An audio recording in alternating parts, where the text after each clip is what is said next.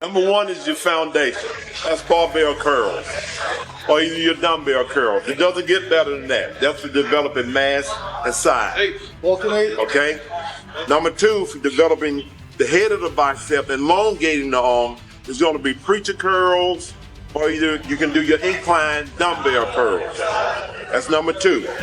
Number three is going to be your finishing movement, which is concentration curl. So those are your three. I mean, they got all this other stuff you can do, hammer curls and all that, but hammers, I only use the hammer curl when, in fact, there may be a slight injury or something right in here where I got a little pain.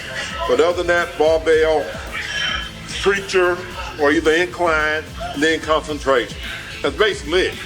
Now, the right form and right technique, which I was making a joke a few minutes ago about that, is when you're doing a power movement to develop size, it's got to be done in a power way. It can't be done in an isolated way. The way barbell curls or heavy dumbbell curls is done is totally different than the way you would do a preacher curl. Preacher curls are more rhythmic, more consistent, more focused. So you don't hyperextend and rip your elbows loose. Whereas barbell curls, you got to get with it. You got to throw butt into the movement, not leaning against the wall doing that crap there. Watch guys do it all the time, makes no sense. And for the most part, if you want to develop size, you have to use a sort of a powerlifting style foundation. If you watch powerlifters train, they don't train pretty and doing that kind of crap. They're throwing the weight up. So that's the way you want to develop the mass for the arm, by doing the power explosive movement. I'll go here with a couple of dumbbells, okay? But you can use the bar as well as the dumbbell with power movement. But this is your bicep curl. And notice I come out of the bottom, then I explode, then I throw some butt into it. That's right, I get the stretch and I explode into it. Okay? That's the way to do it.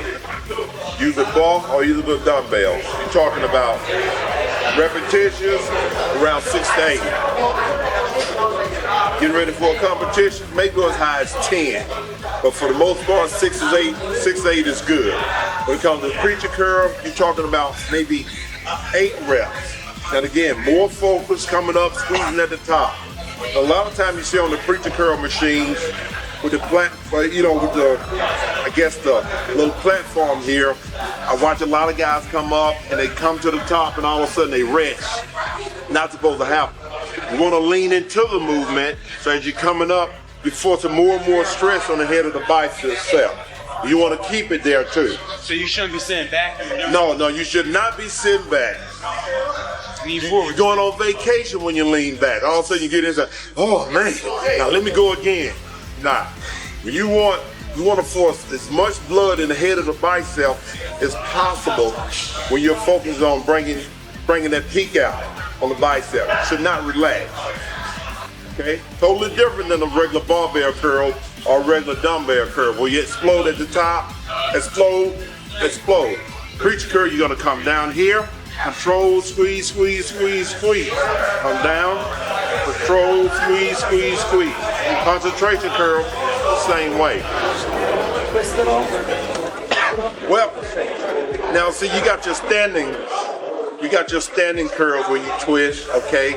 That's great.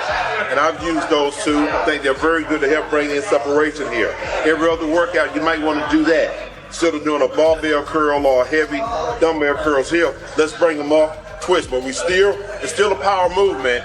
You're still throwing your butt into it, and you still want to pyramid and increase the weight. So that's A-OK too. But when it comes to concentration curl, you just want to stay right with the head of the bicep. You don't want to twist on the concentration. So is the elbow resting on the concentration curls? Or like you gotta flow? Well, with the elbow, you can have it rest, but for the most part,